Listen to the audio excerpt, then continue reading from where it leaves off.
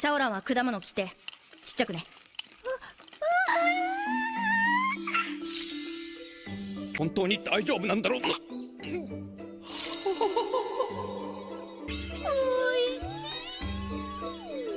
Hi there, everyone. Scott and Lars back with another review and analysis for the Apothecary Diaries, brought to you by Camille's Harem.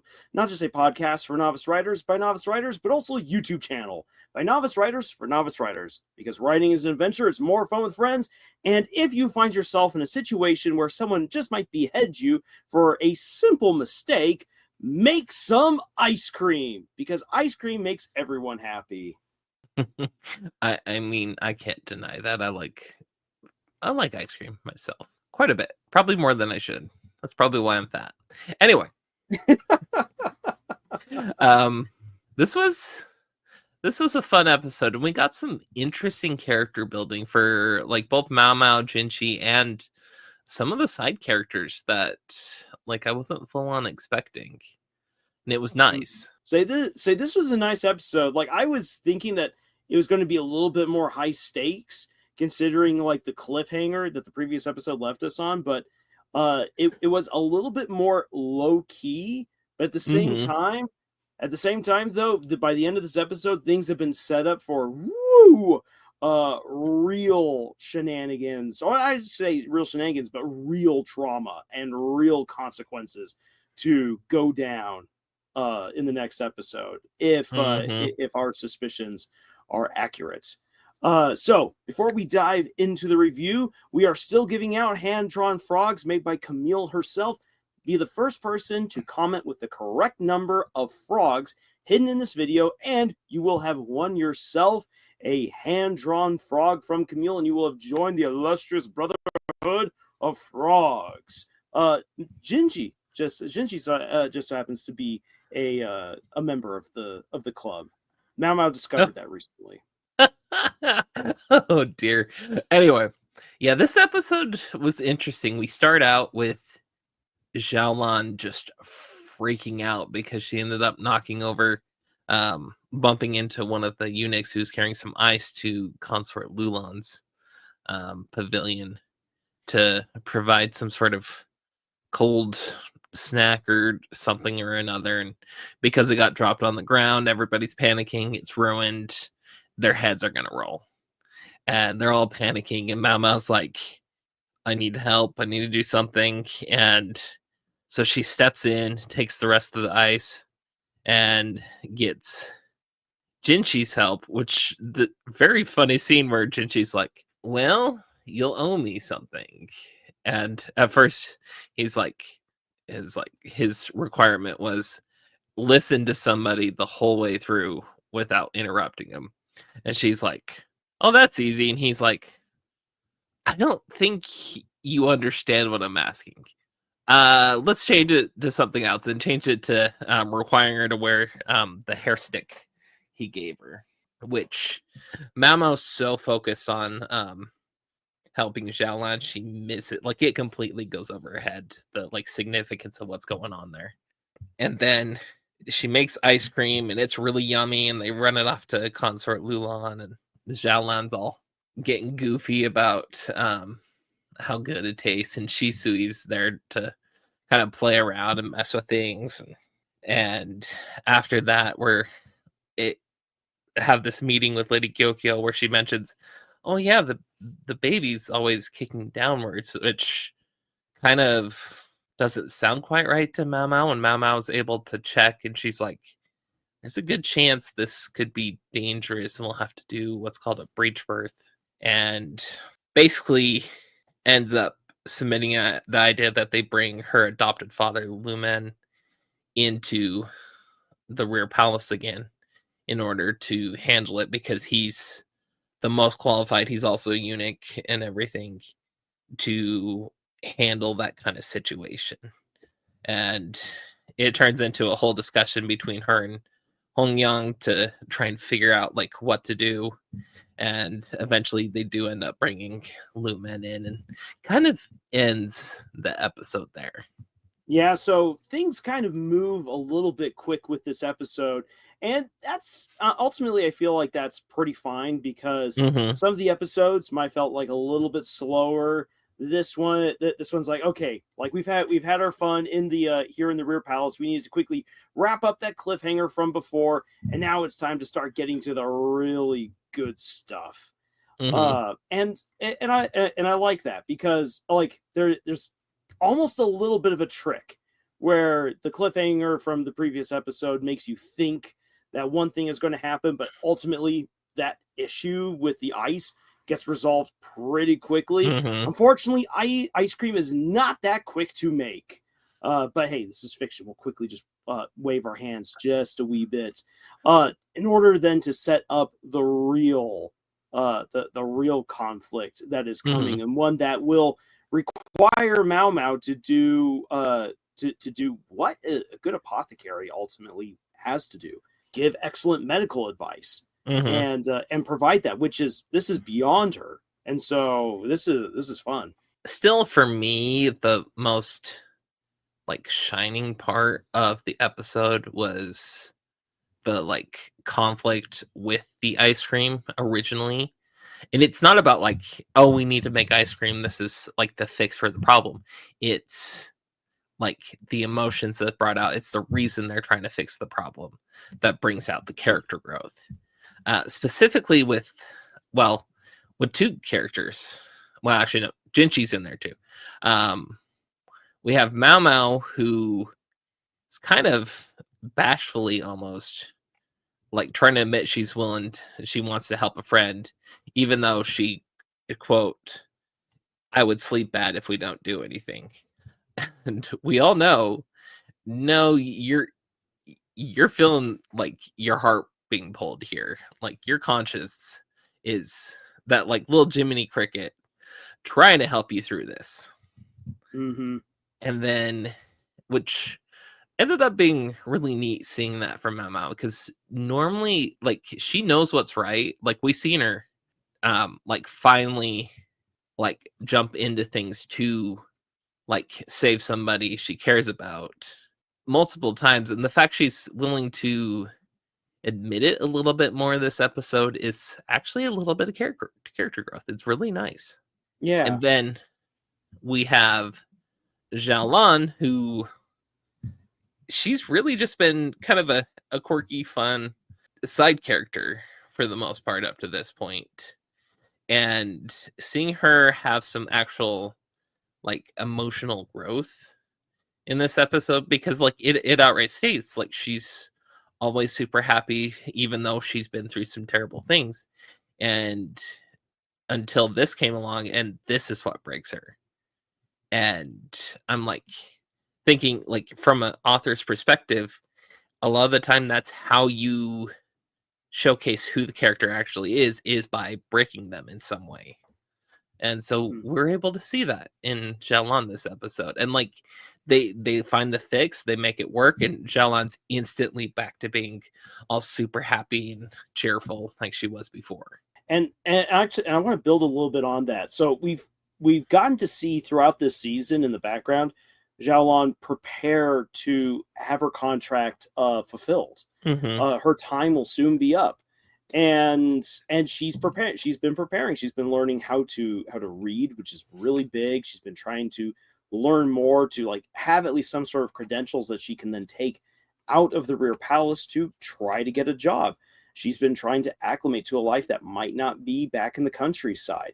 And we've seen her most recently working to make connections and possibly be hired on as a servant to one of the concubines or to one of their families. And so she's been working really, really hard. One mistake, one simple, innocent mistake, Mm-hmm. and all of that comes to a crashing halt. And what I like about this approach is that it shows that, for one thing, this is just life. You can be doing everything right, and bad things will still happen that derail all your hard work. And it shows also some good character growth to be in a state where you're like, or it's like, you can't just fix it. But because we like to think I can fix anything. But how many of us have been in situations where we're like, I don't know how to get out of this. I can't fix it. Mhm. I can't get out of it. And that's what shows really powerful bonds when someone else then comes in, a friend, a loved one, a family member, a colleague who's like, hey, you know what? I'm going to help you out a little bit right here because you obviously are stuck in the situation. And that's what's happening between Xiaolan and Mao Mao. This this just goes to show another realistic element of this world that makes the Apothecary Diaries feel so relatable to us as viewers. And as you said, it coaxes out that real distress from Xiaolan, and it makes her feel more real to us. And it makes us love her bubbliness and her friendliness even more when she gets it back. And we come to love Mao Mao even more because she puts herself into the crossfire to save a friend. Mhm. Like the whole buildup for just this quick scene is just really, really nice. Mhm. Very nice. I should say that the buildup for it makes it really, really nice. Yeah. Surprisingly, like out of that main group that we've been seeing so much recently, Shisui's the only one we haven't gotten any serious character growth. Like she almost like appears out of nowhere to like just get some of the ice cream and like tease everybody, and then like that's all that matters. So I'm wondering when she's gonna get hers. Yeah, she's such a weird character in that yeah, she just comes and goes, comes and goes. It's hard to peg her down to any one particular part of the palace or what's happening in the palace. She's kind of like Mao Mao in that regard, where she's everywhere, but we understand Mao Mao's story. And maybe in a way, Shinsui kind of provides that perspective of, if you're an outsider looking in on Mao Mao, this is kind of what this looks like. Yeah, yeah. I do have to say, Shisui, like, even with what I know, is a fantastic counter. A foil? A foil to Mao Mao's character. Yeah, let's just say that. I can't say anymore. Anyway. I'm so excited. Oh, man. And from the looks of it, and I keep saying this over and over, like every one of these recordings we get, I really do think we're going to have some big reveal. Though I'm also tempted to say there's going to be real big cliffhanger the end of this next episode, like huge cliffhanger. So we'll see. Yeah, I mean, I could see that happening again without really having no clue what's going to come, because I'm just an anime only. We are left with a pretty big problem. So let's shift gears a little bit and talk about the second half of the episode, where Lady Gyokuyo is dealing with a breech birth. Her baby is not in the right position. Now then, a baby being upright in the womb is not in of itself a bad thing. But should the pregnancy be induced and the baby is going through first, as Mama says, that could cause all kinds of complications. And it could lead to the death of the baby. And because this is way before modern medicine, even with all of the fun stuff that Mao Mao knows, childbirth is incredibly dangerous for the mother. So the best choice is to bring in someone who has handled very complicated births, as we know Loman has, and have him help out Lady Gyokuyo. So it seems like, hey, all the problems are solved. Sure, the pregnancy or the birth might be a little bit difficult from this point on, but the man is here. Remember, this is a man who was shamed by the previous empress, a man who was forced to become a eunuch, who has ties to Lacan, who we've been getting more references about, and anyone who wishes to get at Lacan, who Jinshi says anyone who has tried has gotten their hands burnt.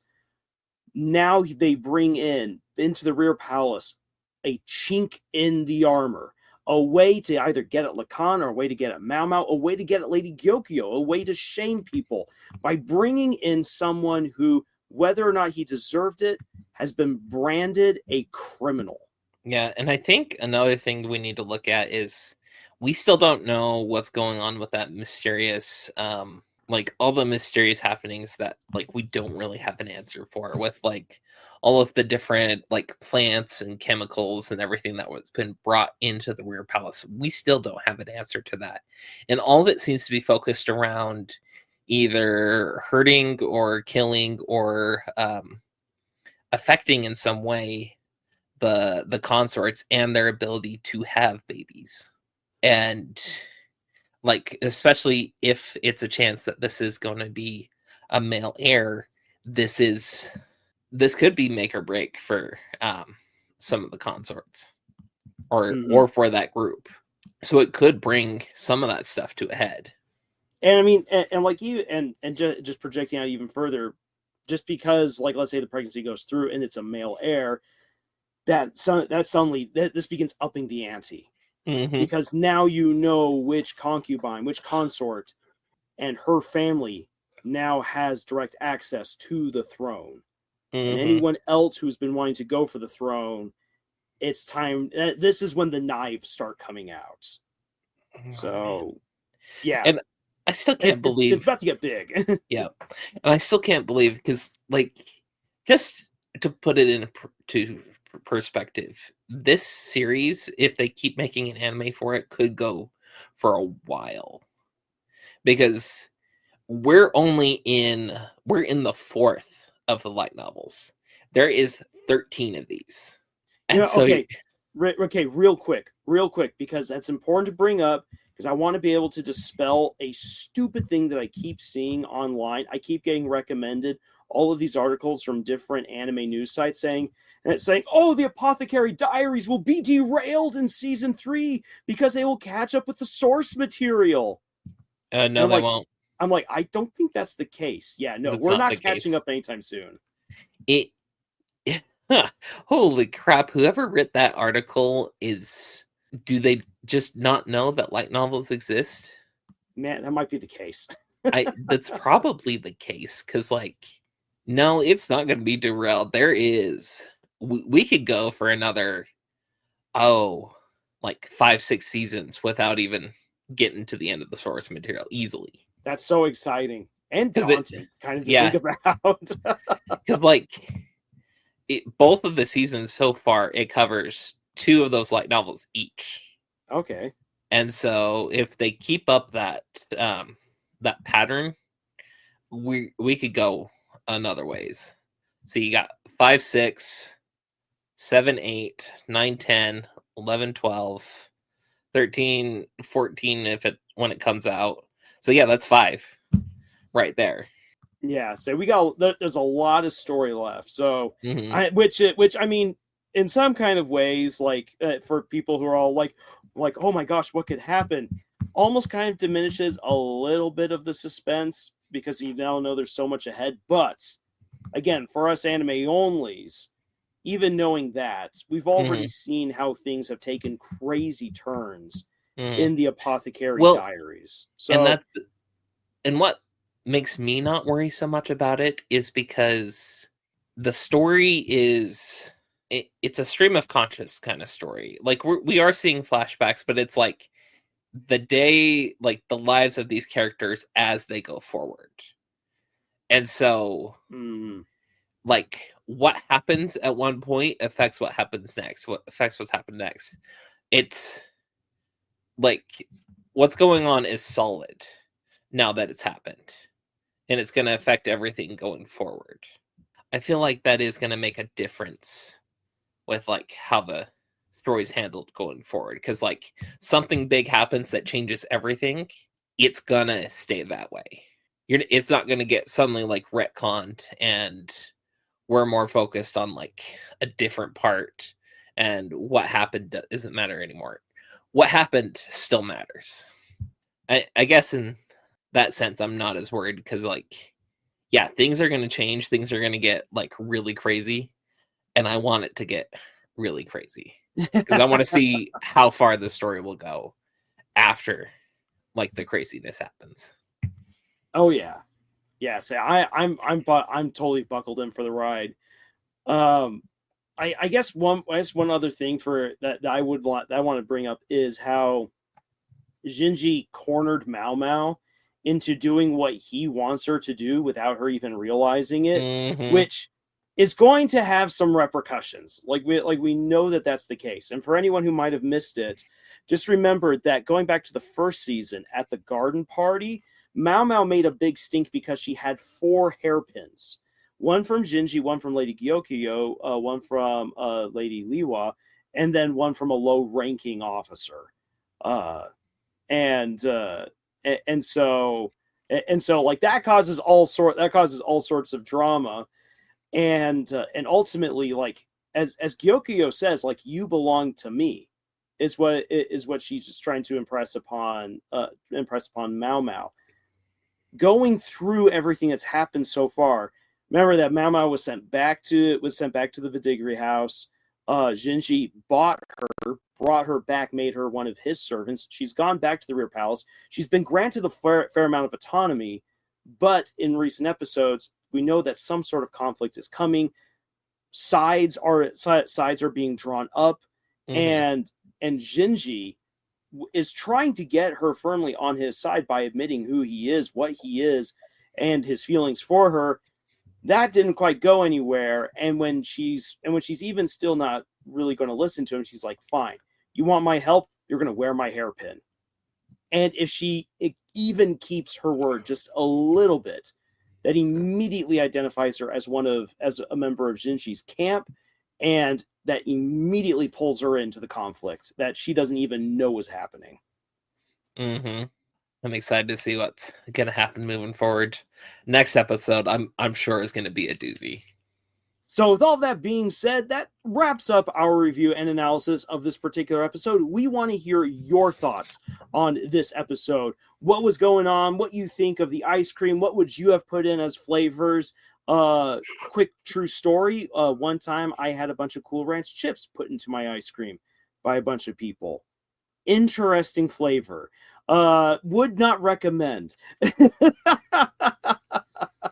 But remember, if you want to get yourself your own hand-drawn frog from Camille, please make sure that you be the first one to comment down below with the correct number of frogs hidden in this episode, and you will get it. And if you'd like to support the work that we do here, then please make sure that you subscribe to this channel and that you check out the books that we've published.